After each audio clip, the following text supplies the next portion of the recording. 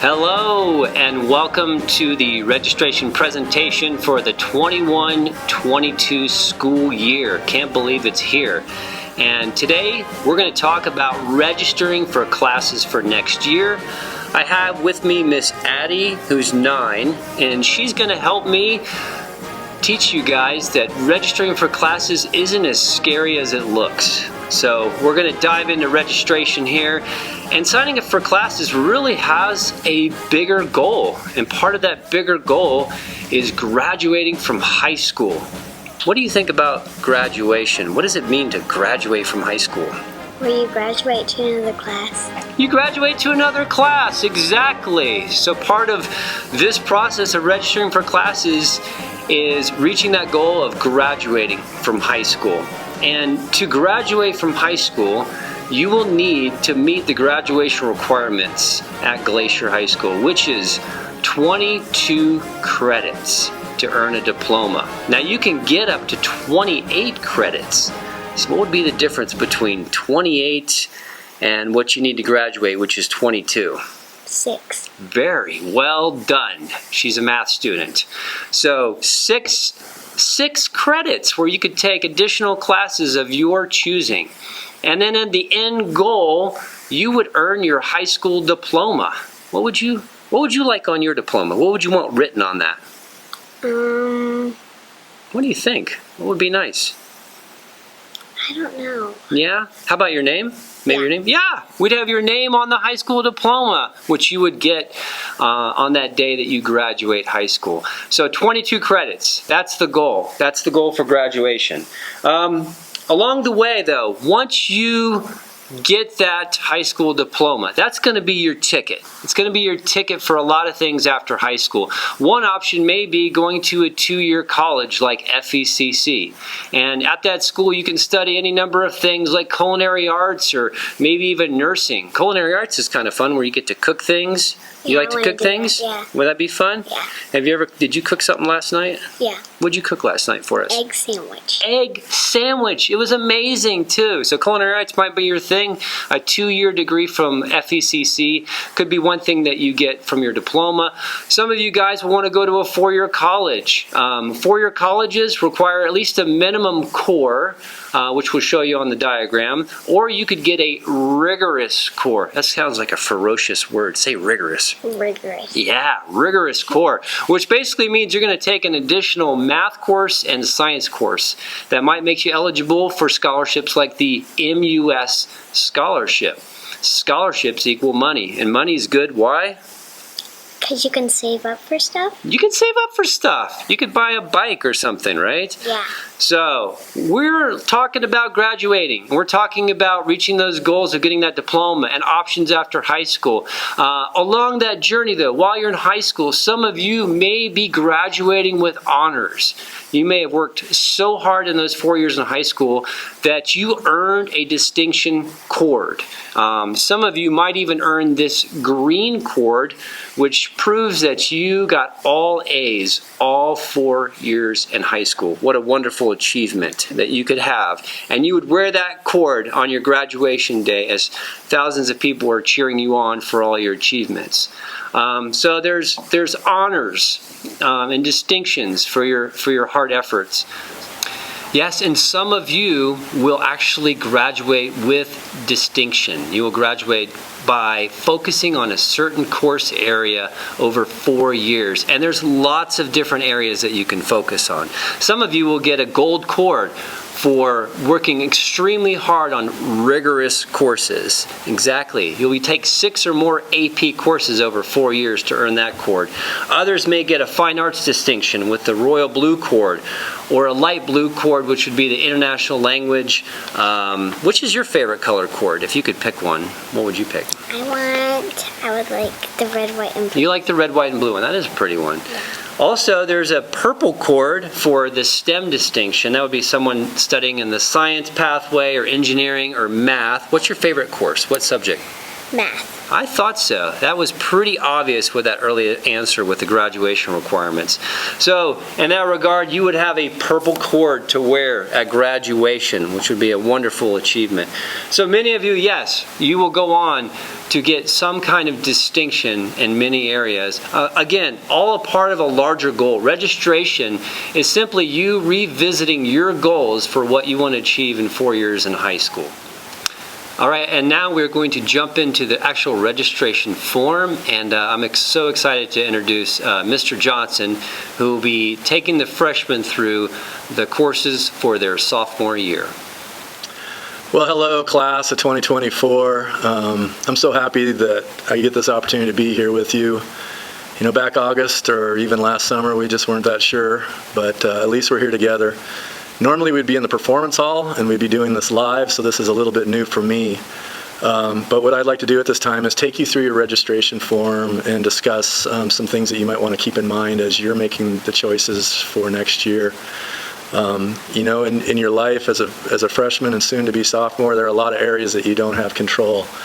This is one that you do. If you take this seriously and do your research, and carefully look at the classes you're considering, meet with me and consider your workload and your interests, you can create a schedule for yourself next year that's going to make your sophomore year a wonderful year, and that's what I'm here to help you to try to accomplish. So the first piece of the form that I'd like to look at is just the form overall. You'll see the grade 10 in the upper left, and then what I'm going to do is go through the entire front of this form piece by piece, as well as the back of the form. Okay. So at the bottom of the second form, if you recall from being an 8th grader, there's the part of the registration form for those of you who are going to the agricultural center, so you'll want to be sure to fill out that part of the form as opposed to the first page.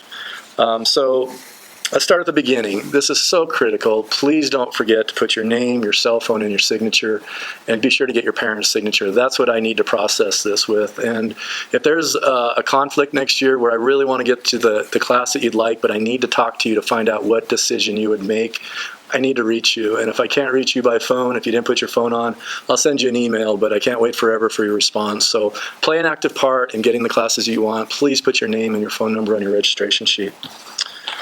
Going to English, this is your first decision, whether to take speech and language or whether you want to take honors English. The great first conversation would obviously be with your English teacher.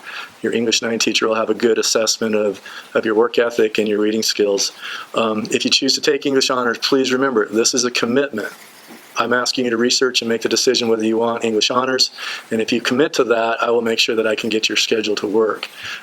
There is a homework assignment, and I would encourage you to not take English honors if you think not doing that homework assignment is grounds for possibly taking speech and language. We want you to make the right decision now so that we can get class loads appropriate for the environment we're in and make sure that the classroom environment is very conducive to learning for all teachers, and we don't want classes overfilled while some are vastly underfilled. So we need to know what you're going to take, and we need you to commit to taking that. The next slide you'll see is English Language Arts. These are a lot of additional choices that you have now for those of you who may want to take some additional literature classes. There's also a lot of selections to choose from as far as theater arts and intro to acting and improv. If you have questions on these specific classes, please, I encourage you to get onto the website under Students and Parents and go to Registration and click on the specific class you're looking at. Read the course description. Get a good idea if it's a good fit for you. You're always welcome to talk to any teacher here at Glacier High School about their class and the content of it. You should know what to expect before you select a class. Moving on to math. You'll see that there's signatures there as well as English for your teacher to approve of the class that you're selecting for yourself. This will largely be a conversation between you and your math teacher, and I will make the appropriate math placement for your work in your schedule. So right away, you know that you need to get your English teacher signature and your math teacher signature under a certain time frame before we input these courses. The next slide is social studies. You need 2.5 credits to graduate. For college admission, we need you to take one more social studies class. Your choices here are Western Civilization and AP World. Again, when you sign up for AP World, that's a college level class. It's going to require more work. If you select AP World, you're telling me that you understand that there's more work and you want that challenge and you want that rigor. Again, it's a commitment that we ask you to consider carefully. Think about your life balance, your activities, how many sports you're playing, what level of stress you might be experiencing, and make the appropriate selection there. And this is a year-long class like your other Western Civ, so we consider it a year-long commitment. To science, 2.0 credits to graduate. 3 years if you want rigorous core. Most of you will, in CCR1, have been looking at that, and if you're just getting ready to go into CCR1, you'll look at that as well in the very first few weeks of that course. Some of you are in earth science. You'll want to circle biology or determine if you feel like you want the extra work of chemistry. With your biology, if you're in biology this year, then you have, again, the same choices to take earth science or chemistry. This is an important decision because there's a lot of different work levels in these classes that are listed here. So a careful conversation with your science teacher, consideration of your high school goals and your college aspirations, and meeting with me may be in line for you to make the correct decision for yourself. So now we go down to the 3 electives that you have to choose here. I hate to sound like a broken record. Please be careful. If you select an elective here and you get the elective, you will take the elective next year. The only time we change a class is if it's incorrect placement, if there's a computer error, or you can drop a class for a learning lab, or if you have a learning lab, you can add a class and replace that learning lab. But you can't switch classes for classes. It just causes too many problems.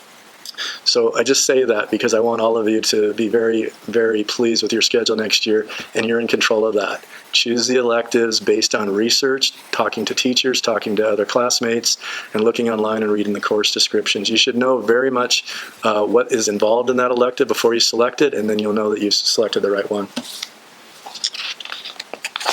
Moving on, alternate electives. This is going to happen more and more as you become a junior and a senior, but we do run into conflicts where what you want simply won't fit into a 7-period class schedule, which is why we ask you for alternates. And this is another opportunity where I might have a chance to call you and speak with you about what you want, if you recall, if you remember to put your cell phone on the registration sheet. So please choose one, 2, 3, 4 semester-long alternates or 2-year-longs, but be sure you fill up the alternate electives with your choices so that I know what you want if we can't get you your primary electives. Moving down to fine arts, which requires 2 fine arts classes to graduate, you'll see a lot more offerings than you had as a freshman. If you haven't taken art survey, I would strongly urge you to take that class. It opens up a lot of potential classes when you're a junior and you're a senior and you're trying to fill some holes. Very often in the last class, we would be trying to find a class in a period to fit.